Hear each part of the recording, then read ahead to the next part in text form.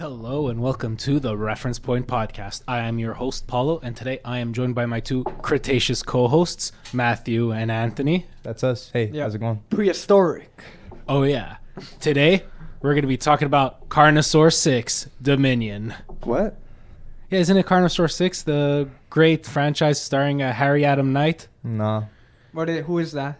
I mean, he's the writer of Carnosaur. You know, it's very Adam Knight-esque, this whole movie. I'm not gonna lie, I didn't do my research for this episode, so I'm just going over my head, you know. You're lying to the fans right now. Tell them what we're really going to talk about. We're talking about Jurassic World, Dominion. Very good. Yeah. We loved it. I loved it, actually, personally speaking. Loved? Yeah, I would say so. Okay, well, I'm happy for you. It's very good. All right, so for those who may not know, Jurassic World Dominion is the sixth film in the Jurassic Park series. Yes. It stars the original trio, along with the new cast of characters with Chris Pratt, Bryce Dallas Howard, and I don't know the other characters. Isabel Sermon is Maisie Lockwood. Yes, there's the Wise as The Kayla one Watts. Wise is Kayla Watts. Mhm. And, you know, returning, we got Alan Grant, played by Sam Neill. Oh, We love got Sam Neill. Jeff Goldblum from Thor Ragnarok, Oh. playing Dr. Ian Malcolm. And Laura Dern as Bruce Dern's daughter. You mean Dr. Ellie Sattler. Pretty sure that's what I said. Gotta have some respect on that name. Yeah. Yeah. And returning as a complete surprise not a surprise, but like as a complete treat for fans, is Dotson, played by Campbell Scott. Yep. From my favorite film, The Amazing Spider-Man 2. He survived in the alternate ending. Richard Parker. Exactly. That plane crash landed him in Italy. That's where he built his facility. See, I know Anthony is like holding back a lot of things to say about the original Dodson actor from the first Jurassic Park movie. Yes. Just Yeah. Google it. Please. Yeah, there's a reason why he got recast. There's a reason why he got recast. So anyway, so let's start with, our basic thoughts on the movie, non-spoiler. So what did you guys think? Well, based on what we said before, It was mid. I wasn't. Look, I didn't hate it as much as everyone else did on the internet, but I didn't love it. Like, I wasn't particularly like fond of the movie. I expected a little bit more, but also a bit less. If that makes any sense. I thought it was very disappointing, but I'm going to move it over to Paolo, who has Yeah. some more positive things to say, I guess. I really liked this movie. Like, Yay. as a Jurassic fan, I felt like this was a nice culmination of not only the original themes and ideas of the first movie, but also it gives a more or less satisfying conclusion for the original trio as well as the new cast of characters. See, so I disagree with basically everything that was said, but you know what? Honestly, if you really enjoyed this movie, I'm super happy for you because the movie has like an A- cinema score, which is pretty solid. But not bad. Better than Doctor Strange 2. I don't know what the Rotten Tomatoes score is for It's audiences. at like 30% or No, something. for audience. Oh, it's like at 80. Okay, Yeah. so that's pretty solid. So it seems to me like a lot of people had a lot of fun with this movie. So that's great, and I never want to discourage anyone from liking something that is getting trashed online. Look, the critics with 30% on Rotten Tomatoes and a lot of like very, very harsh scores as well. They're being very, very harsh with the movie. Although I was disappointed, I don't ultimately feel like the movie's as bad as people are saying it is. A lot of people are comparing it to the original and like, oh, it's not as good as the first movie. It's like, at this point, did you really expect it to be? Like, Yeah, I really didn't. But that's the thing. It's every sequel is always like that. But it's like each other than Jurassic Park 3, each sequel has more or less been able to stand on its own and offer something that really develops the world of like Jurassic. I never found, well, just in general, I'm saying for all the sequels, like, I don't hate any of them. Like, I can watch any single one of the films and have a good time. And this one, I can have a good time. I when agree. Watch it. I feel like this is another Jurassic Park / World film that is a sequel to the original that is, again, just constantly getting bashed by critics. Yeah. It seems as though critics, other than maybe the first Jurassic World, which they were very lukewarm on, but still a little bit leaning more towards the positive. Yeah. They've never liked any Jurassic Park sequel. Right. And I think that's very unfair. Because the problem is they want it to feel like the same way they saw the first movie, where that awe-inspiring moments. The thing is with Jurassic, it's just that it was such a lightning in a bottle film because like it came out at the right time. It used the most cutting-edge technology and it revolutionized sort of cinema. It did all that in one well-packaged film. Right. And it's something you can't really recapture unless you do something absolutely crazy. But even then, can you really revolutionize cinema? Only if you're George Lucas doing the prequels. Well, even then, you see, that's And even then, still got shat on. that, and it's also 20 years later. 20 years. Like what I like about the prequels and all of the Jurassic sequels is that, well, maybe with the exception of Jurassic World, the first Jurassic World, they're all very different movies. Yeah. Mm-hmm. Like That's what I like the genuinely. most. That's what I could say. Like I could praise them because I Yeah. can respect when they try something different instead of showing me the same thing I saw before. Yeah. That's why I like Lost World. That's why I like Jurassic Park 3. That's why I like Fallen Kingdom. And, well, I do like Jurassic World too. And even then, that still offers something different to what we saw in the first movie, because just to like really overview, the first movie is really about whether or not we should be bringing these back and what happens, what kind of floodgates open by doing this. And then with World, it's sort of showing what the floodgates are: hybridizing, militarizing animals. Dino battlers in war. But like, and even just basic animal exploitation for the sake of just making money out of them. See, like, look, like somebody could, many people have complained about those ideas in Jurassic World. And, you know, personally, I have a lot of issues with the creative decisions made in the second one, Fallen Kingdom. Mm-hmm. But Fair. they always felt thematically consistent and strong. Right. Mm-hmm. This movie, and we're going to get more in depth with the spoiler talk, Of course. I feel like there is no theme to this movie. It feels almost as if thematically it was tacked on at the very end. I disagree completely. You know, well, I- we'll I explore know that. what We'll have a little debate. I know what he means when he says that, in that the movie does feel a little empty at times, and that, first off, I'm going to say this, the movie's way too long. It was a long movie.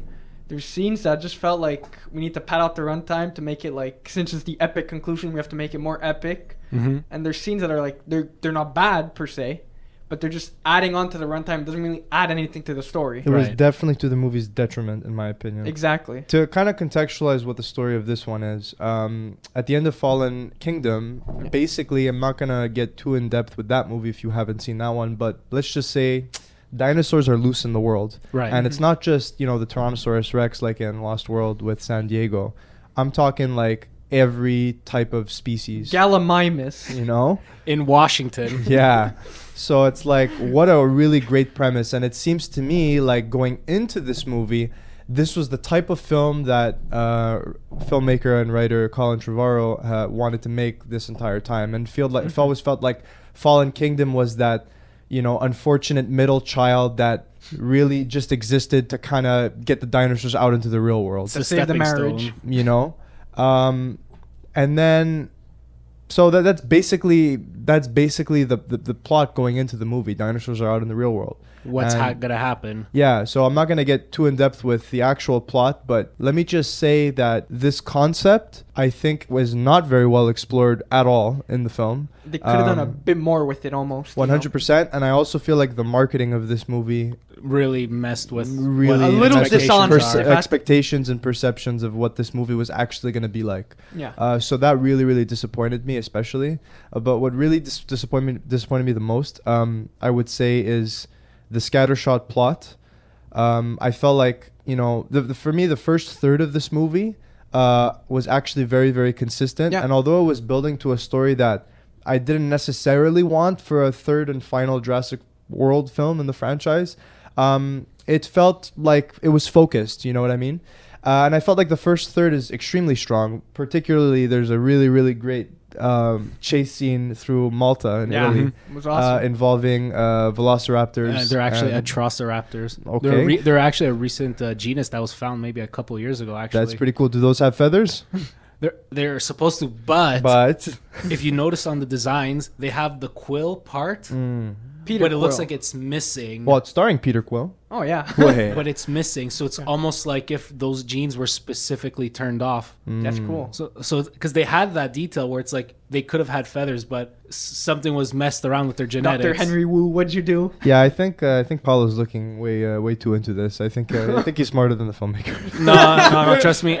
Colin Trevorrow, I trust those decisions. I believe he actually did it because he has been very connected with the fandom in knowing what exactly to do and what not to do. And he showed a really good understanding of what Jurassic Park was, especially in the genetic engineering department. Paulo has his phone number. That's what he's trying to say. You know what? God, Honestly, I wish. you know what?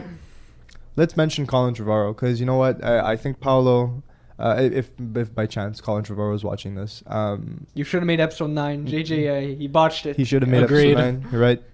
But let's take a moment to actually acknowledge how Colin Trevorrow is actually, I think, a very, very solid filmmaker and gets way too much flack online for no reason. Yeah, he's like Zack Snyder, Ryan Johnson. In the sense that they get this extreme, almost exaggerated amount of hate.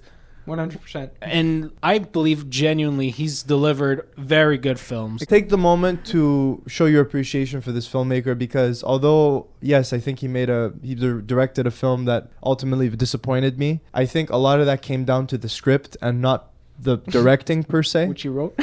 Which he wrote, yeah. No, but here's the thing. I think it was down to the editing and what he trimmed, because there's stuff I know about that was supposed to be in the movie, right? And would have Mordo fleshed getting out his head cut off, or no. Oh, my bad. But that was supposed to flesh out a lot more parts, but instead were cut out, and then we had some other scenes that were just padding out the runtime. Like I said, it's long. Do you want to mention some of those, maybe in the spoiler section? Yeah, I'm going to mention maybe them a bit more specifically in the spoiler section. But honestly, I would say, though, Colin Trevorrow, I feel like, is a director that has a lot of heart, and he does genuinely care about what the fans think.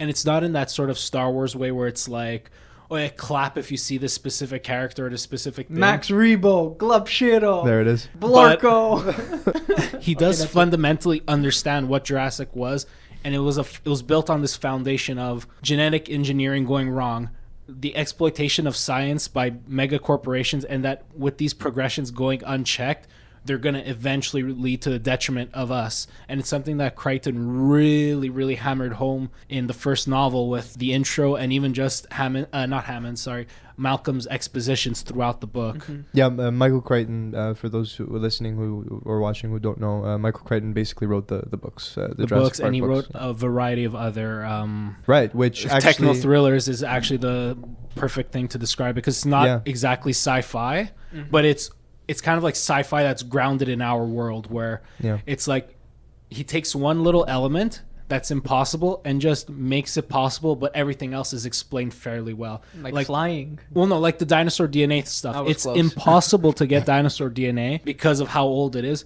So instead, with Jurassic Park, he made that possible and then used 80s technology to explain it with like gene sequencing, scanning through the DNA strand with a computer, filling in the sequence gaps and whatnot. But I think we're going a little too deep into this, and maybe we should move on. Yeah. But actually, speaking of Colin Trevorrow, though, another way that you can tell that he's a huge fan of the franchise is by the way he draws from Michael Crichton's novels. Exactly. In other ways. So we'll definitely allude to that later. And even just how he builds up the first movie, from the second movie, from the third. He doesn't ignore those films. He actually, look, I don't want to crap on J.J. Abrams so much, but he effectively ignored the prequels with 7 and 9. The most he did was like, oh look, there's a blurry battle droid right in the corner. That's your prequel representation. Meanwhile, Trevorrow was not afraid to really let those Lost World and Jurassic Park 3 sort of ideas and imagery and like storylines really filter through in subtle ways, or maybe not as subtle ways for some fans throughout this series, which is something I could genuinely appreciate. Yeah. Okay, so I think... So I love you, Colin Trevorrow. Please come on the show. Honestly, top 5 favorite directors. Anthony and I, and I guess Paolo too, really strongly believe that it should have been you directing 9. Duel of the Fates, Star Wars Episode 9, the original. And honestly, I look forward to the Atlantis movie he's working on. Oh. And like a live action, like what kind of Atlantis? It's I'm not sure what the exact details are, but First I heard of it. It's I guess it's like sort of a modern sort of retelling of like the discovery of Atlantis. It's not another. But it's not like what the Disney animated. Okay, I'm like, it's not another live action Disney remake. No, it looks like to be a more original. That I have no idea. Okay. And it's a more original idea. I don't know what the other film is. He's working on another film too. Book of Henry 2. If Tom Holland isn't in it, then it doesn't matter. Well, look, honestly, I look forward to his career eventually develop into an all-time great. Let's hope. Let's hope so. So I guess spoilers. Yeah. Spoiler. So I guess we have to get this out of the way. Spoilers. Spoilers. We're warning you. Jurassic size spoilers. In 5, 4, 3, 2, 1. So the thing No one we have, died. well, no, it's a lot of Thank no God. names, but I mean, Campbell Scott died, or no? No. you know what? You say that, but it was very reminiscent of Nedry's death in the novel. They just Yes. amped it up by having two Dilophosaurs. Well, even in the movie, you know. No, because in Say. the book he literally gets like machine gunned by like 2-3 blasts of like spit, but it's actually spit instead of the venom. Yeah. Please clarify what kind of spit that is. No, like actual spit in the novel. Like there's it's liquidy, it's foamy. Like human saliva or dinosaur spit? well, Clarify. well, it's like it's obviously like dinosaur saliva. Okay. Just They were making sure. looping him up. You gotta understand, those dinosaurs, they're freaky. Honestly, genetic freaks and freaks in the sheets. Oh. I mean, they were all mating throughout the first movie, so I mean. They could change sex at will, I guess, too, right? That's pretty sick. Yeah. But Okay, so I think this is something we have to address right away because Sure. this is probably going to be the majority of the review. What is But it? the film is its plot is partially shared by this locust subplot. yeah.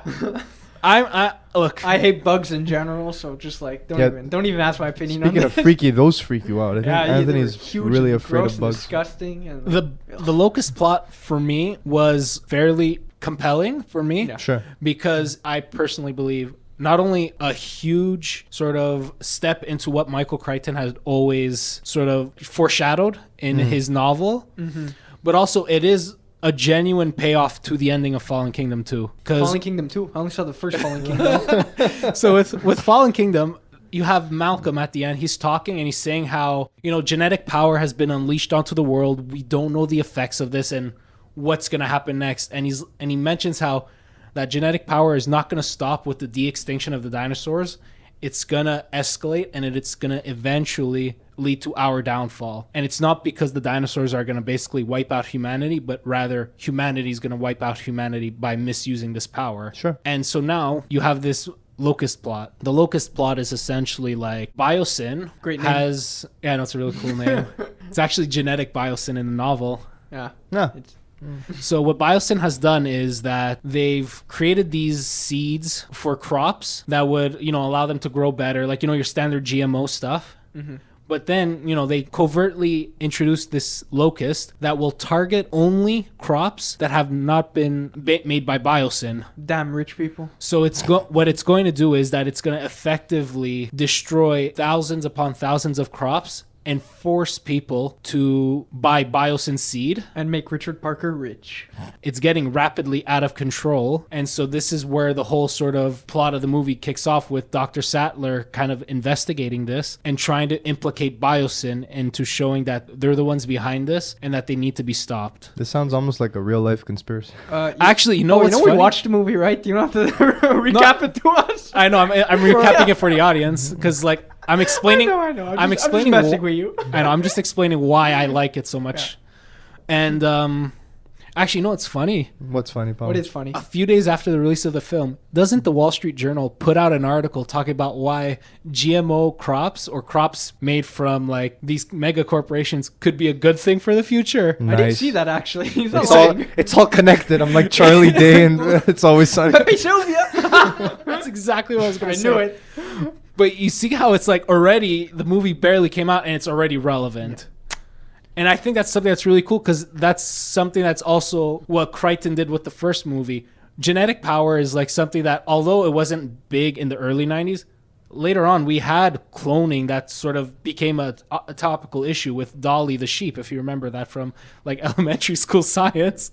I mean, didn't they want to clone a mammoth at a point? I'm They're doing not that. really a science student, so. They want to do that now in order to help with global warming. I don't know how that works, but right now that's being worked on. And you see how all this is.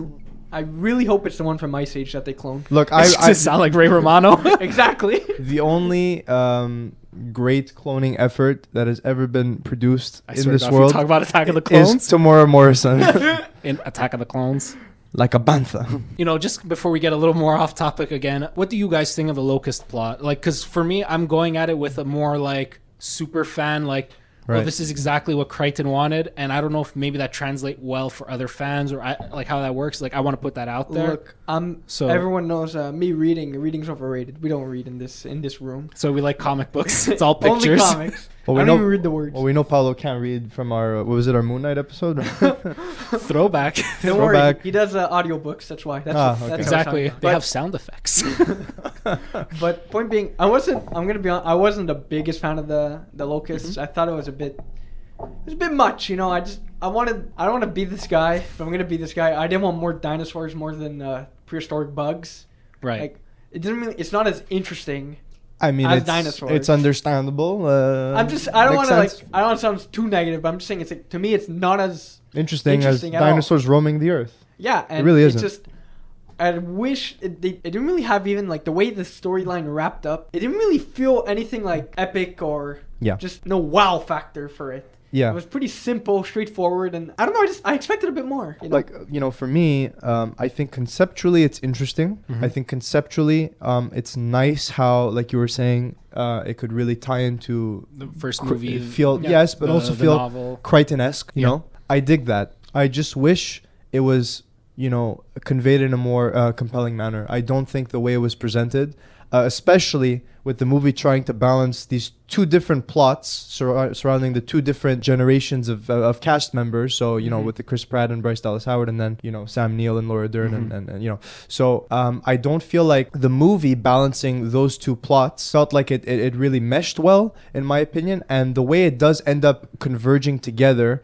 was very, very lackluster, in my opinion. Yeah. And, you know, the movie starts, and like I said before, in the first third with basically a plot to find, what's her name again? Cassie? Macy Lockwood. Macy Lockwood. A kidnapped Macy Lockwood. And again, while I didn't think it was crazy compelling, in part because, well, we start the movie off and she's already very, very resentful. Your dad is Chris Pratt. How could you be mad at him? I mean, she's also like a 14-year-old angsty teenager. I totally buy the fact that, you know, she would be an angsty teenager. It's just that we never clone, you know. Yeah, there's literally that added factor of like, am I even a person? Yeah, no, so I totally understand that. It's just that we've never actually got to see them bond in a really beautiful and meaningful way enough for me to care about their relationship. Like a Marvel movie, it's all off screen. Yeah, basically, you know, yeah. So it's like we start off already in a very negative space where it's like, should I even care about these characters? But still, the movie felt focused enough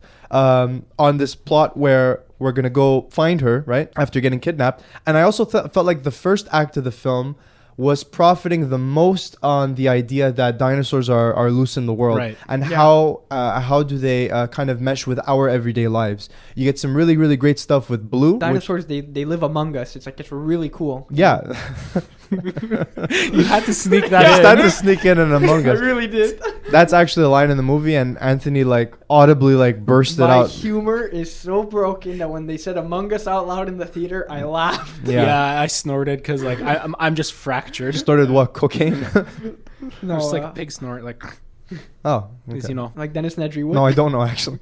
Anyway, yeah, I just felt like it was profiting on that the most. So like we had a really, really great interaction, a couple interactions with Blue, you know, and Beta, Blue's so cute, identical little baby raptor, cloned child, self-produced cloned child. I don't even. It's because the film explains how Blue had monitor lizard genes introduced into her, and so what monitor lizards can do is actually this feat called parthenogenesis, where it allows a female to reproduce without the need of a male. That's sick. So it's almost an exact genetic copy, and it's actually something that's it's been hinted at throughout, like, you know, the first movie, second movie, like around the material around it. Sure. As well as it was a central sort of plot point for one of the video games, like a VR game that came out. And it's just interesting how it all kind of ties into basically Dominion. Right. Did Telltale make that game? No, it was actually like an Oculus Quest game. Cool. Even the way they followed up on the whole cloning plot from Fallen Kingdom, and the way Macy kind of ties into that, I don't know. I kind of liked it because it introduced this new sort of character, like the mysterious character. We didn't have enough new characters in this movie. Well, I mean, she was very much one more. She was literally just on a screen most of the time. And she helped flesh out sort of the world in a sense that Henry Wu wasn't the only sort of geneticist on the team, and that there was this other one. And I have a theory of why. A film theory. No, please. Oh, God. Like I have a theory cut his mic. of how it all ties together. Like I don't know if I'm gonna explain that yet, but Anyway, back to cool dinosaurs doing cool things. So at the beginning we have several like sort of scenes of the dinosaurs in the world. We have the sort of to sweep it under the rug, but the way they explain it is that the way they've been managing the dinosaurs so far is that there's this department called the Department of Fish and Wildlife, which is a real thing in the U.S. Sick. They go around the country with dinosaur spottings, and they basically capture them, then either bring them to their compound to take care of them and look after them. It's sort of like an SPCA type deal. Can I adopt a dinosaur? No, it's actually not allowed. Just a little triceratops. No, that thing's going to get massive. It's going to be bigger than this room. Yeah. Damn. Yeah, it's huge. Damn. And oh, poor guy. or Now I gotta bleep that out for our YouTube version. Or they get transported to the Biosyn Sanctuary in the Dolomite Mountains in Italy. And in Italy, they get basically not experimented on per se, but like they're studied in order to develop pharmaceutical products and then like effectively create medicines for people, which is an interesting idea in of its own, in all honesty. Like, speaking of Biosyn, I just want to say this about Biosyn. I was a little disappointed that we kind of just focused like the whole second and third act on that storyline. Yes, exactly. Biosyn, where it's like, look, we have a dinosaur sanctuary and whatnot, and we're doing nothing bad, I swear. Just don't look at our files or anything. Well, because look, for myself, like I was mentioning before, the main theme that struck to me, and I could be mistaken, but I genuinely feel like that was the message that they were trying to convey, is the idea of coexistence. Man and dinosaurs need to coexist together. Don't forget women. Mankind, womankind. People kind. Insert that line from Dark Phoenix. Where Oh, God.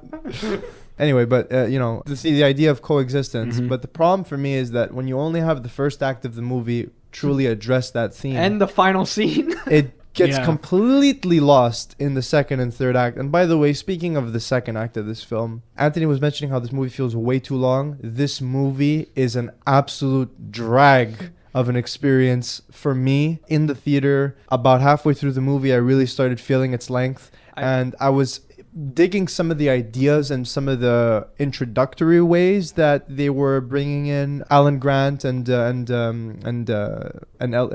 Sattler. Dr. Sattler, and yes. even when they brought back Omar Sy from the first movie. Yeah, I was going to mention that too. Character's name I can't remember. Barry. Barry. Barry Berkman, HBO show. But point is, when they brought him back, I liked seeing him again. I like that actor Omar Sy. Yeah, it made me really smile. It made me happy. Yeah. I was like, oh, nice. I'm happy. Well, he's a to see very good Barry. actor. Because he wasn't in the second one, and I kind of missed him. Now you bring him back here. I was like, oh, nice. And again, really quick, like his sequence with the Velociraptors. Best part of the movie. Sorry, what are they called again? Atrociraptors. Thank you. Yeah. That part of the movie, like I was genuinely feeling like legitimate thrills. I was on the edge of my seat. Yeah. I found it to be a very, very awesome action sequence. Too. Extremely well directed. It was fun. You know what? Really fun. You know, that's actually kind of interesting because if you kind of think about it, the plot with the Jurassic World characters is more action oriented. Yes. More like up in your face, edge of your seat, where it's like, which is kind of a way to describe Jurassic World and Fallen Kingdom, while the plot with the original trio is a lot more slow burn and more like in the sort of scientific realm, which is kind of what first and second movie were. Totally. You're trying to tell me that Sam Neill can't do big stunts at his age? I don't know. I disagree with that. But just balancing those two plot threads, it's like you're separating the two generational cast members. Mm-hmm. For so long in the movie. Like, guys, it takes way too long for these two plot threads to converge, and when it does, it happens out of pure coincidence. Okay, like they're in a Jeep or I don't remember. Jeep, yeah. It's a Jeep, right? Yeah, and then it just falls down a hill. And then, then the Jurassic World cast is there, and they just spot them. It's like that's all it is. And like Jeff Goldblum says, "The cast of Jurassic World. What are you doing here?" Yeah. And a friend of mine pointed out, like, there's no airbags going off in the Jeep. That's like a little nitpick thing. Come on. It's Biosyn. Was there? I don't know. It's Biosyn. They're probably cutting corners. Yeah, probably. But Richard Parker can keep that extra $5 in his pocket. I know he will. But it's like just the way they met up was just so underwhelming. Like we've been building and building and building to this. Speaking of underwhelming, the third act of this movie is kind of an atrocity in my opinion. No, he said it's called the Atrociraptor. Oh, yeah. Not the end. I was like forming that joke in my I knew you head. Like the gears were turning and then you just flat out said it. not the Indoraptor from the second movie. But anyway, like, look, maybe this is a good place to mention some of the cutscenes. Yeah. That could kind of like, Or like even the one we saw. that could contextualize that very, very meh dino on dino action, action Yeah. in that third act. Right. So maybe Okay, so- talk about that a bit. Yeah. So the film kind of sort of has this plot going on with the Rex, that there's this power struggle between two apex predators. So it's the Rex and the Giganotosaurus. The what? The Giganotosaurus Say or that one more time. Gigantosaurus. Oh, like, okay. I'm pronouncing it in Oh, the... what the hell is a gigawatt? So you're telling me he's big? Yeah, he's the largest land carnivore the world has ever seen. Didn't really look that big. No, it's That's it's exactly what he said massive. in It's the actually movie. it's actually tall. Well, according to the lore of the movie, it's taller and heavier than the T-Rex. I didn't read the manga. I know, because in real life, actually, the T-Rex is actually the heaviest carnivore, which is why it's considered the biggest. That scales back then. Yeah. They literally measured. I don't know how they do it, but basically they've been able to determine this. That's so sick. And that's why they say it's the biggest rather than the tallest or the longest. Sure. Okay. Because it's based on pure mass. He's a thick boy. Basically. Tick. And so throughout the movie, well, no, what was planned for throughout the movie was that there would be these encounters where the Giga would essentially kind of best the Rex. In one scene, we saw that the Giga had basically scared the Rex away to get a dead goat or dead deer. I don't remember. The goat fetched soup. And then it comes down to the ending where the two fight, and as Grant states, it's not about us. Like it was more of like a vendetta fight. Which makes it so uncompelling, you know? 100%. Because the idea is that originally there was a prologue scene that took place in the Cretaceous and showed this sort of natural rivalry that existed. And they put that online for if anyone Yeah, hasn't and seen it. Yeah, and it was also the beginning. It was at IMAX screenings for which film? For Fast and Furious. The last one, whatever number they're at. Point is, yeah. So that leaked online as well. Originally, I first saw the leaked version because I definitely did not want to go watch Fast and Furious. Yeah. But that was a really, really I great was prologue. I was one of the suckers that went, but then I left immediately. Did you actually pay to see it? Yeah, but I got my money back. So wait a minute. So you went to Cineplex or Guzzo? Cinema Guzzo. Cineplex in Laval. Cineplex and Laval, these poor bastards. You went there, and then you're like, I'm going to take one ticket for Fast and Furious, please. And then you immediately left after watching the prologue, and you were like, yeah, guys, you know what? I'm not really feeling this. No, literally though. And they were like, no problem. Wow. I mean, I hope you were wearing a Jurassic shirt. They would have seen No, it for you. I actually made sure to look completely incognito. MCU disguise, cap and the sunglasses. Yeah. Nice. Yeah. Anyway, what were we talking about? But basically, the prologue, so yeah. big, the big prologue, boys hitting. the prologue essentially set up this sort of natural rivalry between like basically like an almost David and Goliath type deal. It's literally like that prologue is cool because it's like a nature documentary, basically. Like you know, like for anyone Yeah. who see Prehistoric Planet, it's basically like that with no narration or anything. It's that just cool. and less scientifically accurate, but Yeah, I don't know about the scientists. What about the Kenneth Branagh narrated Walking with Dinosaurs. Walking with Dinosaurs? That Throw is back brilliant. to our other video. But essentially, that was sort of the setup, and I believe there was another scene in the movie that was supposed to hint at this sort of Giga Rex power dynamic. Okay. And it was gonna build this sort of arc where like the Rex was the loser, but then it eventually kind of beat the Giga. The Rex, where he's a loser. Why did Ryan Gosling play him? Anyway, but here's the thing, right? Yeah, but they cut most None of of it it's out. there. None of it's None there. of Which it's there. sucks. And I swear to God, when we're in the third act of the movie, and I'm like, well, I guess this is the third act of the movie because the whole thing kind of feels like the second act just blended together in Yeah. a very, very uncompelling way. It's like we get to the third act, I'm like, don't tell me we're going to get another T-Rex freaking fight against another apex predator. Right. It's like we got this in Jurassic Park 3 and Jurassic World. And I think genuinely both of those movies did it in way better ways. I know a lot Honestly, of people have problems with Jurassic Park 3. They get very upset that the Spinosaurus ends up taking out the T-Rex. But I think that was actually really, really great. Number one, it wasn't- serves the plot basically. it 100% serves the plot because the whole damn movie, they're being chased after the Spinosaurus. And by having the Spinosaurus kill everyone's favorite dinosaur, the Tyrannosaurus Rex, you're basically establishing it as a crazy threat. Same thing with the Indominus Rex, right? Yeah. Throughout that entire movie, I love that dinosaur because the way it's set up. It's built up to be this like thing, like nobody knows what it's capable of, like, and that's what makes it not only dangerous but like a genuine threat because like obviously, it's such a big creature, it's gonna like eat people, it's gonna kill things, but because we don't know what it's capable of, unlike a Rex, unlike a Spinosaurus, whatever, it adds this extra layer of tension and danger. It's genuinely terrifying. There's like a mystery behind it, and when at the end it builds up to this big fight. Yeah. And the fight pays off super well, and that, hey, look, it's the guy you know and love, the It's T-Rex. It's Glubshido. It's Glubshido Rex shows up, and he beats him. Rexo. Yeah, he beats him, and you're like, and it's an awesome scene. With help from Blue. I mean, what was he really doing? He just And did that initial distraction, and then he was just like pecking at him. Remember that raptor that got cooked? I was just my gonna say, God. I love the one who gets cooked, the one that gets blown up with the RPG. So funny. I think that one's Echo. I think that one's Echo that gets cooked. Rip Echo, man. Hashtag Rip Echo. He got ripped. Are you talking about the indeed. clone from the Clone Wars? Yeah, even he ripped Because him he's too. back. He's alive. I didn't watch Bad Batch. Point is, but that fight is so good and it's great. Like, I love it. Like, Yeah. we're rewatching it a couple nights before the movie, and you're just having a great time watching this fight.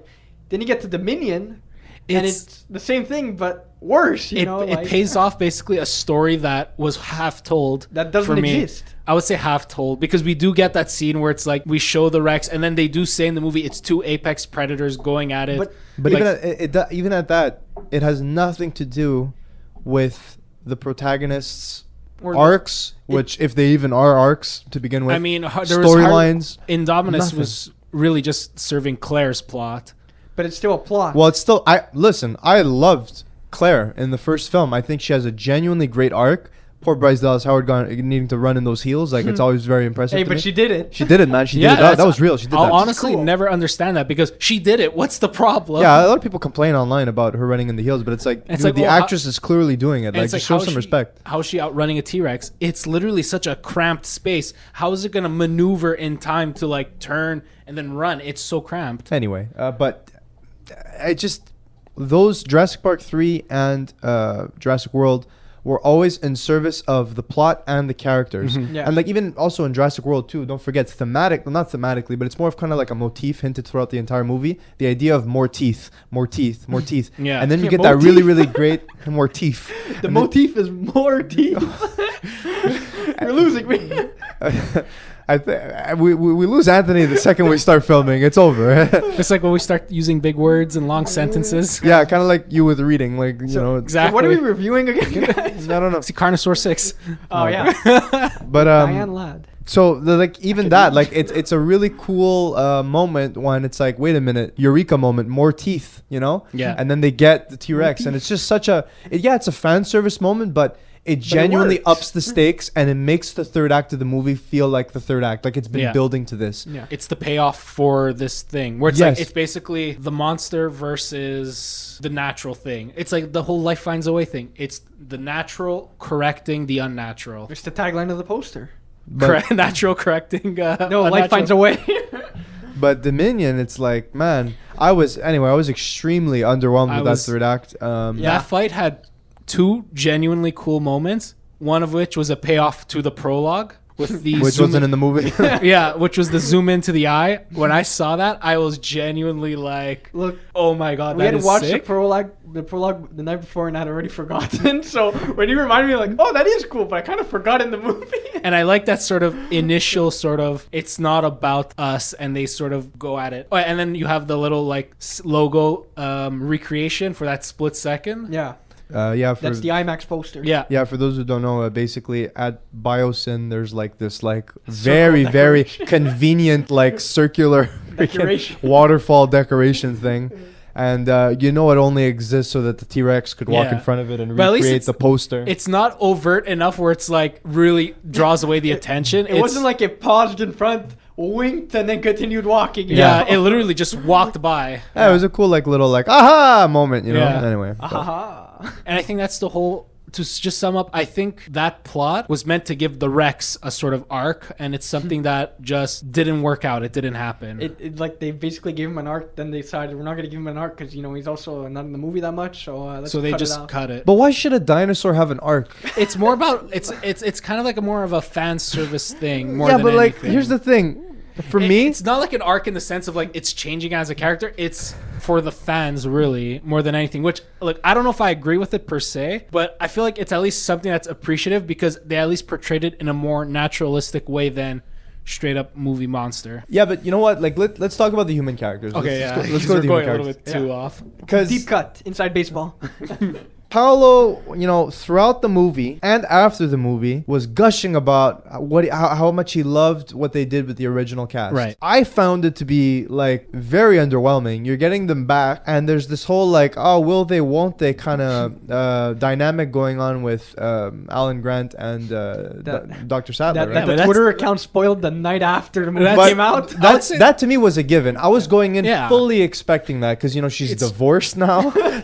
She divorced poor Mark Degler. Poor Mark Degler, So Alan I Grant was made a cuckold of him. I was going in fully expecting that. But the thing is, the way they end up finally kissing, the way they have that little epilogue at the end where they're going to a court hearing, I don't remember exactly what it was. I just found it to be nothing. Like the whole third act It felt amounted tacked on. to nothing. Out of the original cast, although again, I think they all played their parts very, very well. And I think all the acting across the board was very solid. I don't think there was any cast members who like kind of dropped the ball. I do feel like though, unfortunately, Chris Pratt and Bryce Dallas Howard's characters still ultimately ended up feeling like they could have been played by anybody, which isn't really a good thing. Whereas there was this sort of magic surrounding the original cast, particularly Jeff Goldblum.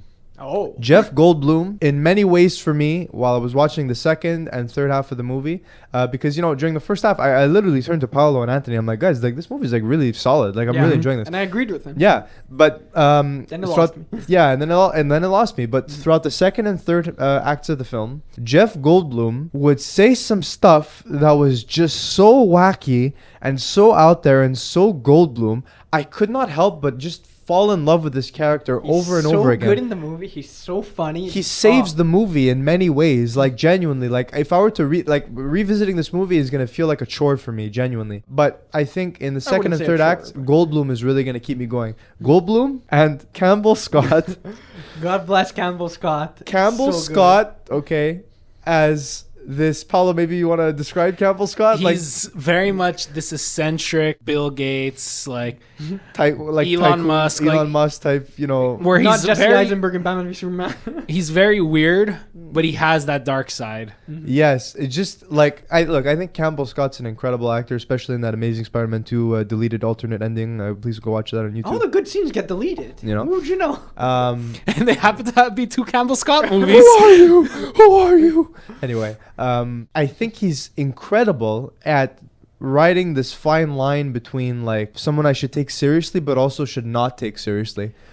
Yes, like, and I think it's all intentional. I want to give him the benefit of the doubt. I think it's all intentional, but he has some moments that are so wacky and ridiculously stupid. Like, it was comedic gold for me. No, but like he's cartoony, but in a good way. In a good way. Like what was that thing I watched the other day that was super cartoony and it was terrible?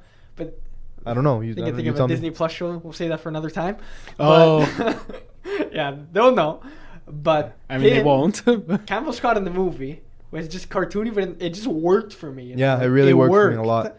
I love that. Like I mentioned it before as a throwaway line, but right before his death, when the power goes out in the little town, he's just like, so everything goes quiet, and you just hear, "Oh no." No, he just goes, "No." No, isn't it? Oh no. Okay, whatever. It's like no. Oh no. Something like that. Dude, that was one of the we burst out laughing. Not many people were though. It was just me and you, I think. Dude, so funny. I want to add like for Dotson's character. What works with it is that it kind of portrays him a lot more like he is in the second novel, as well as a bit of the first, where he's this guy that you think he's like whatever. This is like dork, whatever. But he has that dark side, and that's where like he lets out his anger. He freaks out and he makes these rash decisions. Like you saw, like without even thinking, he just went to shut off the power for the transport for Grant and Sattler. When he's and shaking Lockwood, he's like freaking out, like he's literally in a rage. And I like that because in the book, Dotson was always a little cartoony with how he was portrayed. And with this, they ran with it rather than try to stray away from it. And they rode that fine line of like a threat versus not a threat. But it works in that favor of being a threat, because if you perceive this guy as not a threat, that's going to be bad for you. And I think that that's exemplified because he nearly killed Grant Sattler and Maisie Lockwood. Yeah, for me, he also, while he is a legacy character, he does feel somewhat like a new addition to this franchise because he's just so different. And in the first film, that little small role was barely anything. And also, I'm gonna mention, I kind of feel like I wish there was more of him. Like he wasn't in it as much as I wanted. That's why I feel like the Locust subplot, while compelling conceptually, it just felt very underdeveloped for me. And it felt like while the movie was going on for too long, it was lingering on moments and scenes that weren't all that interesting. I started feeling like it was very, very boring. And I think a lot of it had to do also with the jam packing of so many new characters who ultimately do nothing interesting. This movie is so stuffed with characters. No one really has moments to shine. Like I would disagree, because I would say DeWanda Weiss, her character had her moments, and she became a sort of almost kind of instantly beloved character. But to build off Matthew's points, like at the third act, there's just so many characters in one area. It's like there's so many characters. It's enough to populate like a small island. Like it's just. There's so many people that's kind of like, okay, do we really need everyone in the third act right now? Like, you know? Yeah, it would have been a good opportunity to maybe kill off some people, maybe elevate some stakes. I don't know, anything. But there's just so many supporting characters. I could not care less about any of them. And even DeWanda Weiss's character. Yeah, Kayla Watts. I really liked her character. I really liked her. For myself, like I felt like, you know, she does go through a little bit of an arc, but I do feel like even that's kind of rushed through, you know? It's a bit of the Han Solo arc, but even then, to be fair, it is kind of a compelling arc because it's easily the best, I guess, out of all the new characters for sure. Oh, 100%. I was gonna say, even like, because we kind of sort of skimmed over plot A of this movie, is that Maisie Lockwood is basically kidnapped because she is a clone, and there's something special about her genetics. By a guy who looks like Jared Leto at a point.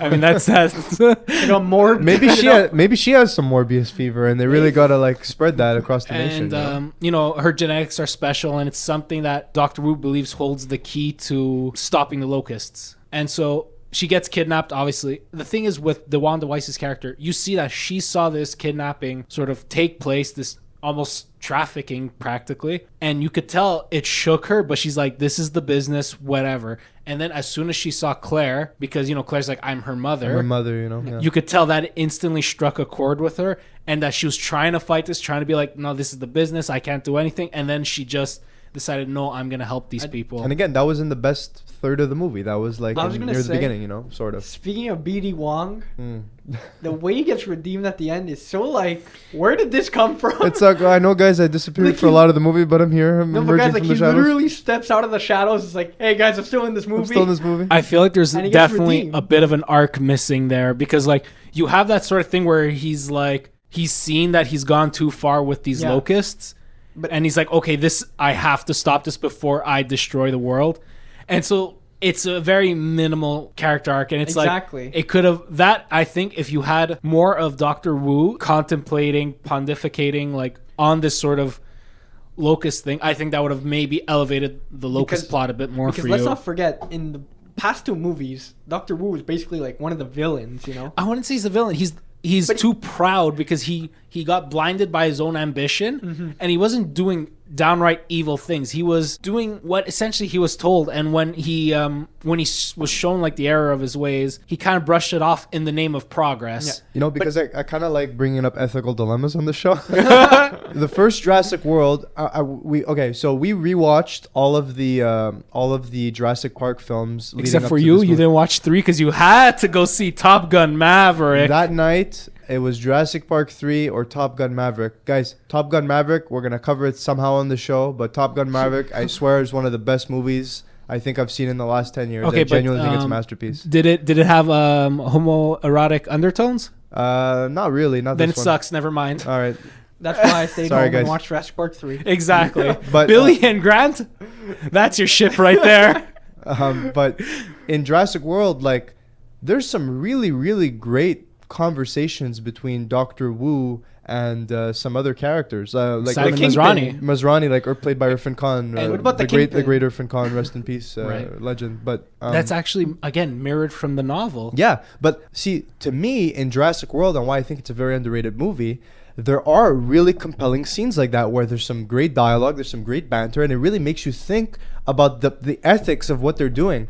In this movie, when you have those scenes, I just feel like they're entirely expositional and very boring and uninteresting. I don't know if I don't really agree, but I also don't disagree. Sure. However, I think, disagree, Gary. I think what the thing is that with Jurassic World and even Fallen Kingdom to a degree, it introduces this ethical dilemma, kind of gives you both sides, and allows kind of it to stew in the audience's mind before playing it out. And so with Dominion, it kind of just comes right out of the gate with this is bad, this is unethical. And so there's not enough of that sort of gray area where it lets the audience think about it. But again, that's also inherent to the plot where it's like, how can you really justify causing a famine in order to get more profits? Well, that's the thing. Like, for me, while Campbell Scott was a very, very welcome addition, I felt like his character would have been, again, way more compelling if he would have had kind of motivation that I could get behind. He just ends up coming across at the end of the day as just this, like, money dickhead, like, just this totally, like, you know, just evil, like, and I hate that. But here's the thing, man loves money. That's exactly how he was in the book. He was just straight up evil. Fine, but like you gotta find a way to kind of counteract that, maybe through Dr. Wu, of like having their experimentations still sort of be for the benefit of mankind from one perspective, but also could be very, very detrimental to society in another way. Again, that's why they had the pharmaceutical thing. Yeah, but it's not tied to the locust thing. Yeah, that's the thing. The pharmaceutical thing that you're even talking about is so underdeveloped. It's like one it's line. completely underdeveloped. It's not meant to be developed though, because that's sort of like. No, but so then don't bring it up. No, because that's the guise of Biosyn. Biosyn is all like, we're doing good for the planet. We're introducing these. But if they actually were doing good for the planet and not secretly being this evil freaking corporation who's just like mustache twirling, money counting, you know, it would have, again, at the end of the day, just been way more compelling for me and way more focused. I mean, we had that though in the beginning. They told us like Biosyn is on the fronts of developing these cures, pharmaceuticals. Like they're using the dinosaurs to explain it. But it's just that it's messy. It's just like messy. one line. I don't know if it's messy. I would say more that it needed maybe that one or two extra lines to sort of just really hammer it home before we get to sort of actually they're evil. I kind of also found the plot I don't want to say confusing, but it was a little bit like hard to get into a bit, their whole plan. It's a bit messy. It was. I have to rewatch the movie. I've only seen it the one definitely, time. Paolo really wants to rewatch this movie. The thing with this movie, definitely, I would agree, is it's very dense. There's a lot of stuff I even missed out on that I'm seeing other fans talk about, and it's like, okay, maybe I should really rewatch this movie. You know the T-Rex was in the third act, right? But it's not a movie that, you know, there are dense movies like Blade Runner 2049. How did you know I was going to say that? Wow, I just guessed. Yeah, but anyway, there's movies like, you know, let's say, I don't know, another Denis Villeneuve film like Enemy, Dune. let's say. No. Enemy, let's say, right? Where, you know, you watch that and you're like, damn, that's dense. Like, that's very, very complex. There's a lot of like really, really intense themes. I want to go back and watch that. Even for people who like were really confused or really didn't like it, there's still something interesting to latch onto for a second viewing. With this movie, I'm kind of just dreading, like I said, the experience of needing to rewatch this because it's just so goddamn. What's the actual runtime? It's freaking long. 2 hours and a half. This movie felt like 2:45, 3 almost. Felt like you I know? was watching the Snyder Cut. I felt like the Batman was way better paced than this movie. No, And that movie's Batman like way felt like longer. it ended 3 times right at the end. It was really, really like jarring. No. Oh, he wasn't on the review. It's true. No, yeah. We thought you were dead. Yeah, that's right. Yeah. But you know, Crime Alley. It's not fun. no, but It's not I have to take Matthew's side on this. The Batman is a 3-hour movie, and it feels a lot shorter than this movie somehow to me. I remember watching it, I'm like, whoa, okay, this feels like Batman felt quick. Maybe on the second time I would watch it, it felt a bit longer, but this one I felt it the first time. I don't know, for me it really started feeling quick, and then it ended, and then it ended, and then it ended. But like for me, like Avengers Endgame is a kind of like big blockbuster, like capper film to really ride home on the franchise, make it long, make it compelling, emotionally engaging throughout the whole thing, and make it feel like it was a breeze. This movie is the opposite for me. So. For me, I really didn't feel it up until sort of honestly the third act. That's when I started to feel the runtime, when they were basically escaping the Giga. Mm-hmm. That's when I started to feel it. Yeah. But even then, for me, it didn't take me out of the movie. It's just made me want to be like, how much left is there? Not in the sense of like I want it to be over, but it's like I'm curious just how all this is going to be wrapped up. Is it going to be rushed through or is it not? And then it fumbled the bag. I don't know. Okay, speaking of the Giga, let's talk about some really cool dinosaurs. The Therizinosaurus. Is that the blind one? Yeah. With the claw, with the hands With like that this. one. That was probably the best dinosaur moment. It was very, very cool. It had this really intense scene where it was using basically echolocation to like sort of like a bat. Scope out Like a its surroundings, and then just like bitch slap that deer. It did. Because actually, did you know that herbivores are actually incredibly territorial? Like I think more so than carnivores. Kind of like dogs. And it's like, and it's very much in line to what it probably would have done. Yeah. And it's cool that it got this ability, which is something that, you know, the first Jurassic Park really kind of hammered home, was that these animals, because we could only study so much in the rocks, that they could also have these quirks to them, like Dilophosaurus. It had the frills, and I find that really cool. What'd you think of the Atrociraptors? Again, they were in my favorite sequence of the movie. I thought their inclusion in the movie capitalized again the most on the idea that dinosaurs are living among us in the world. And the second and third act of the film, don't show us that. We're actually in this enclosed location, and we're not actually seeing the benefits of having dinosaurs live among us. So even it also follows up on the Fallen Kingdom plot with the Indoraptor and the militarized dinosaurs too. Yeah. So that to me, like, it gave it a really cool, like, not kind of conclusion, but like, dude, like second They step. paid it off. I was like, Yeah. yo, I'm genuinely afraid for Chris Pratt right now. Like, these things are not stopping, dude. Omar, I was They're like, relentless. They're relentless. I love that. That I wanted the whole movie to be this, like, maybe I didn't want the whole movie to be exactly this, but again, be more like that. more like that. This whole to evoke that feeling. this globe-trotting adventure, maybe all across Europe, maybe in the United States as well, where we just see dinosaurs living among us, and tearing up some shit. Did you also notice something about the designs? They had feathers. No, they were legacy designs. The lead Atrociraptor was colored exactly like the Jurassic Park 3 female raptor. One of them was colored exactly like the Lost World male raptor. Cool. One of them was the Jurassic Park 1 raptor. And although this is not said at all throughout the movie, but in the viral marketing, they actually implied that they took genes from those animals and put them into those dinosaurs to give them those colorations. I'm not even going to pretend like I could tell the difference between all three of them, except that the third one had feathers in it, and So that's It it. had quills. So what you're Yeah, trying to say? frills. What you're trying to say is They're not hybrids. we have yet another glub shitto moment. No. Deep Glub cut Shittle. Glub Shittle. That's a real one. It's deep cut. Yeah. Glub Shittle would have been putting those actual dinosaurs in there. And Max Rebo. And actually, speaking of raptors, what'd you think of the feathered one? It was cool. I loved seeing. I turned to Paolo when it came on screen. I'm like, "Hey, is that technically like an accurate one?" And Paolo was like, "Sort of." Go ahead, maybe explain that. So basically, the way it looks is it's accurate enough because, the feather placement is correct, the hands are in the correct position, and there's enough feather coverings to be serviceable. We could tell it's still very stylized because the face is very ugly. Paolo and is our real life Alan Grant. Yeah, okay, I wish. No, But- dude, you love dinosaurs. You're obsessed with these movies. Trust me, there's a lot more qualified people to talk about this than me. What are you talking about? Now that we're talking about those feathered raptors, I just want to talk about how that scene is pretty good, but also kind of completely useless.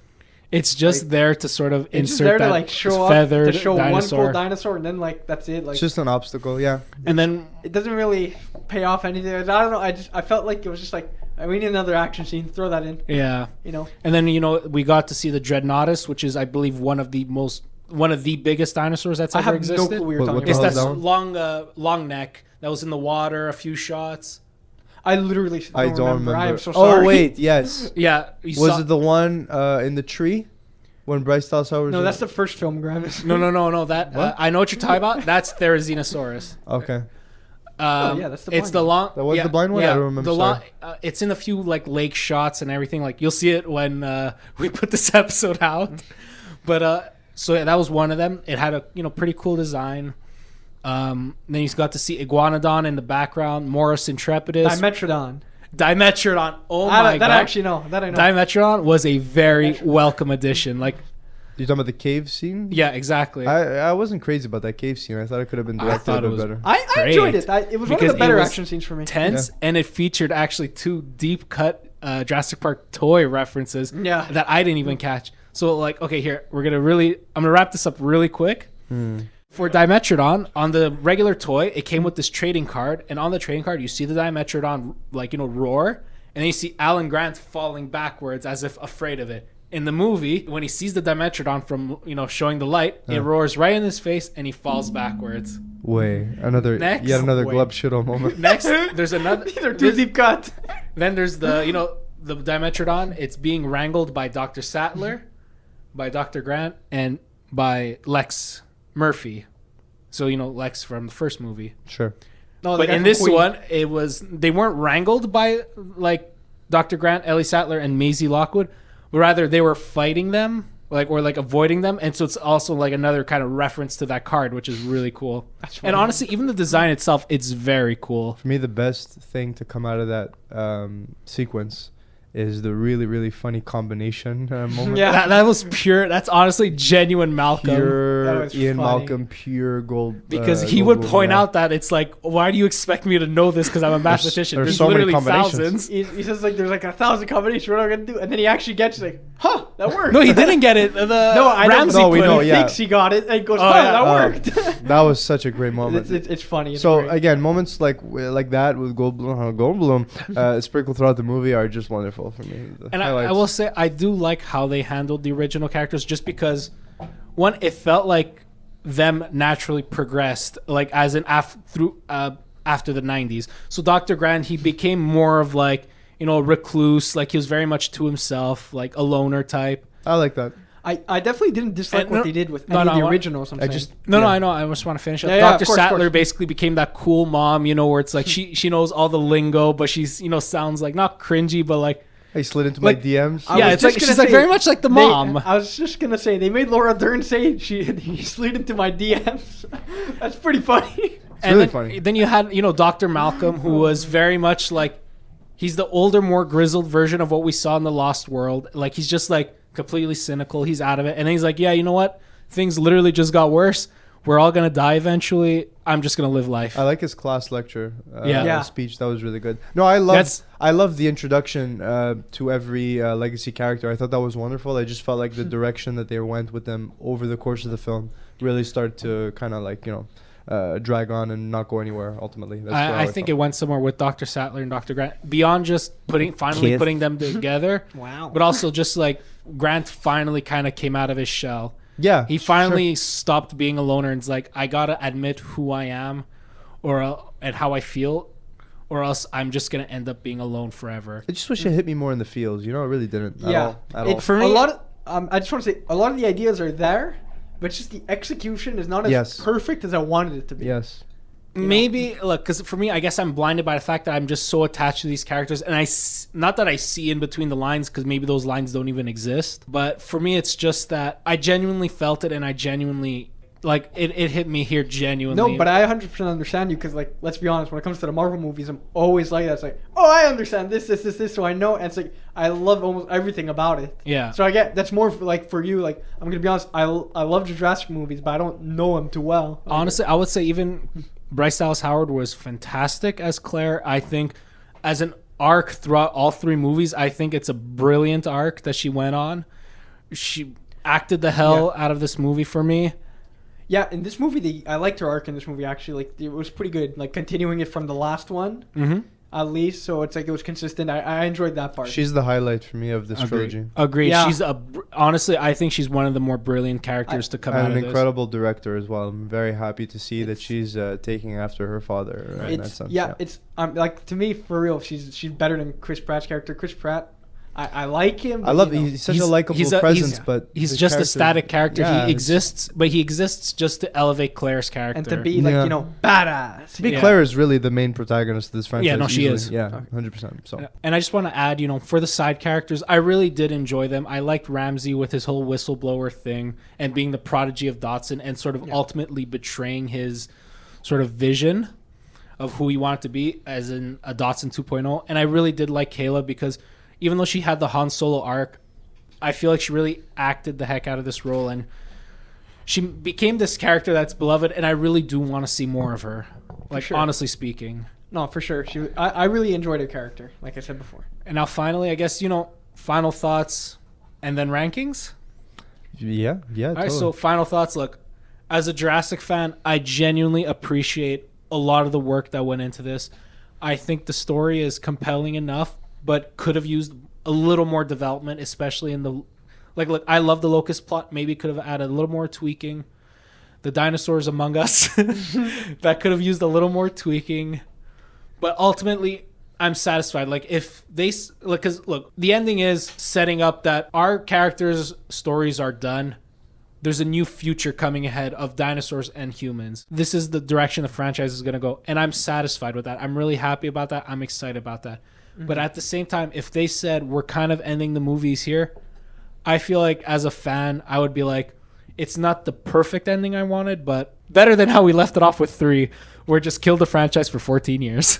And it was better than Rise of Skywalker, so I'll give it that. Yeah, exactly. It miles ahead of Rise of Skywalker. At least. Yeah. I don't really know if this was a very great trilogy. They just cut to black. Yeah, sorry it was guys, I don't know. serviceable. I really, really like the first one. Okay, screw it. Let's just get right into rankings then, I guess. Yeah, honestly. Well, I mean, Anthony, do you want to say something before we get to rankings? Screw Anthony. Not again. Yeah, I didn't talk too much during this episode. I feel like maybe I'm probably gonna hear it from a lot of people. But I wish this movie had a bit more finality to it. It lacked a sense of finality, especially in the third act. 100%. The final scene is kind of good, but comes out of nowhere. Where it's like, it's all about coexistence. It's like we kind of forgot about that. But it's like, why wasn't the whole movie like this? But yeah. Sure. Yeah. But overall, I had a pretty decent time with it. I can't pretend like I hated myself watching this movie. There was good moments and whatnot. Did I wish it was better? Yes. Could it have been worse? Much worse. They could have really botched it. Jumped the Mosasaur, for lack of a better word, on a lot of concepts, but they really didn't, which I genuinely appreciate. It's not like what the Rise of Skywalker did, where it kind of just upended all of 8 and just decided to up everything. Right. We're not talking about that movie today. Yeah. Rankings. Okay, so this is going to be extremely controversial. But so for all 6 movies, I'm going to just say it. The Lost World at number 1. What? No way. Yeah, Wow. way. I low-key agree with that. Yes! I Locust Thank agree you. with it. Okay, go ahead. So Continue. Lost... Locust, I just caught that. Thank you. Lost World, Jurassic Park, Jurassic World because it genuinely holds a special place in my heart. Mm-hmm. Dominion, Fallen Kingdom, and Jurassic Park 3. And that's not to say I don't like Fallen Kingdom. I don't like 3. I love these movies a lot. Each one of them is special for me, and I love these movies a lot. But they're only lower on the list based on pure enjoyment. What about you guys? Well, it's kind of an impossible question for me. Throw back to our Moon Knight MCU ranking. Look, The Lost World, we're going to do an episode on this movie one day. We're going to have like an underrated movie segment, and we're going to cover that for like an hour. I think it's overhyped. 3 hours of me just talking about it. The Lost World and the first film, I kind of love equally. I think The Lost World is one of the most underrated movies of all time. It's gotten way too much hate. Just rank them, It has gotten way too much hate. It's the truth. Yes. So, thank you. Lost World and the first film, maybe if I had to give a slight edge to the first movie, I probably would just because it's a classic, but I really love to. Then I'm going to put, 1, 2, next is going to be Jurassic World, like Paolo. I think I'm going to have a very similar ranking to Paolo, actually, yeah. Jurassic World. I really love that movie quite a bit. I think it's super entertaining summer blockbuster. It's exactly what it needs to be. Nothing more, nothing less. Yeah, love it. Then I would probably say, you know what? Honestly, when I watched Fallen Kingdom, I really, really disliked that movie a lot. Upon rewatch, Then when he slept through the rewatch. okay. On the rewatch, I was super dead ass tired watching Fallen Kingdom. And Jurassic World, it was a double feature. It was a double feature that night. Late I was at night. really tired, so I was dazing. I was dozing off in and out. But the parts of the plot you caught. But the parts of the plot that I caught, it's a much tighter movie than Dominion. I can actually agree with that. It's a much tighter movie. Thematically, it's more, cohesive, consistent. The plotting is more consistent. Like I said, there's things in that movie that I disagree with on a creative level. I'm not a fan of the whole cloning stuff. I'm not crazy about the idea of, a bunch of like rich tycoon type characters like bidding on dinosaurs, but at the same time, 100 million. Yeah, in a mansion, 50 millions. In a More mansion, than the CG model. in a mansion, but upon rewatch, it kind of didn't bother me as much. So yeah, I kind of think that Fallen Kingdom is a better movie than Dominion, which then means that Dominion might actually be my least favorite of this trilogy, and that breaks my heart. And then here's the thing with Jurassic Park 3. Objectively, is the movie very great? No. But it's some fun as in hell. my opinion, of course. But I'm so entertained by Jurassic Park 3, and the movie's only an hour and a half. Like, I could put that movie on and just have a good time, It's a perfect background movie. And I think by the way, the animatronic stuff in that movie and just even the CGI holds up so freaking well. It's maybe the best of the original 3 in terms of that stuff. I actually kind of disagree because with the Spinosaurus and even some of the raptors, it's very stiff. I thought it looked good, in my opinion. I think Lost World actually has the best CG and animatronics. All right, well, it's a story for another That's just like exactly. your opinion, man. So I don't know if I'm gonna give the edge to Jurassic Park 3. I'm gonna feel horrible giving Dominion my lowest ranking of the 6 films, but if I'm being honest with myself, the movie is very uneven. At least Jurassic Park 3 is a consistent film, like Fallen Kingdom. It's consistent. You might not like it, but to me, Dominion is just a mixed bag. So I guess that's my ranking. What about you, Anthony? Oh, finally. Okay, so first, Jurassic Park, the first one, 1993. Second, The Lost World. Good. 1997, right? Yes. Third, and this is a big one, Fallen Kingdom. Whoa! Yes, Fallen Kingdom. Are you serious? I actually kind of like it more than all the Jurassic World movies. This movie is so visually nice to look at. It's better to look at than all the other Jurassic World movies. Amazing imagery, even just with the Indoraptor alone. Exactly. But goddamn it, I hate. Sorry, I don't want to interrupt you, but goddamn it, I hate. Inconsistent aspect ratios in a franchise. Oh yeah, it bothers the hell out of me how that's the only one. Shot. Yeah. Dude. Sure. Anyway, whatever. But then next, it's Jurassic World, which we spoke about that. And next is Dominion. Jurassic Park 3. Whoa! And Dominion is getting on, dude. Dominion. I didn't even look. We did talk bad about it a lot, but basically all the reasons he said, it's last for me. I don't hate the movie, but it's still last for me. So okay, that's fair. That's fair. It. That's all. That's my ranking. And so before we wrap up, it's been teased that we're getting an extended cut for this movie. Yes. What do you think about that? I said it was too long, and I stand by. It's too long. The movie Stop making it longer. Listen, here's the thing. I think, let's say, with the upcoming extended cut of Spider-Man No Way Home, I feel like a lot of those deleted scenes are actually going to be greatly beneficial for that movie, even though it was already fantastic. I really believe that the deleted scenes that are going to be added back into this movie aren't really going to change my opinions that much. It's going to make it better, yes, but not as better not as good as I really want it to be. But the thing is, it's gonna help, potentially, because we don't know what's gonna happen. Right, we don't even know what's gonna happen. Yeah, it could potentially clean up the story a bit more. Like maybe we're gonna get more of that Locust stuff that's gonna be more compelling for you. We're gonna get maybe the more Giga stuff and Rex stuff that's gonna help, basically finish the story for that whole Apex Predator struggle. Yeah. Maybe there's going to be different stuff. You'd never know. But I think genuinely, despite loving this movie, I think the extended cut is going to greatly benefit I'm it. hoping it makes it better and not worse. Yeah. Well, it definitely won't make it worse. You never know. I hope it's more like at the very best, I hope it's like a Zack Snyder type deal. Yeah, And at the exactly very what I was worst, thinking. Yes. at the very worst, I hope it's like a Batman v Superman, where it's like it's still an imperfect movie, but at least it's more Yes, cohesive. more cohesive. Yeah, that definitely helped that movie for sure. That Yeah. extended cut, whew, what a big difference. And I think this is the perfect place to wrap up. Yeah. That's the show. I think that's the show. So thank you very much for watching and listening. And- like I love talking about Jurassic Park. I'm probably going to talk about it a lot more. And so being able to talk about it on the show with this new movie was an absolute blast for me. What about you guys? I had a good time. This was fun. This was yeah. fun for me. Yeah, movie's mid. The movie's a little mid, but I enjoyed this talk. It was a good time. Don't worry, I'm going to beat you guys outside afterwards. Not Anyway. Guys, do not forget to support your local comic book stores.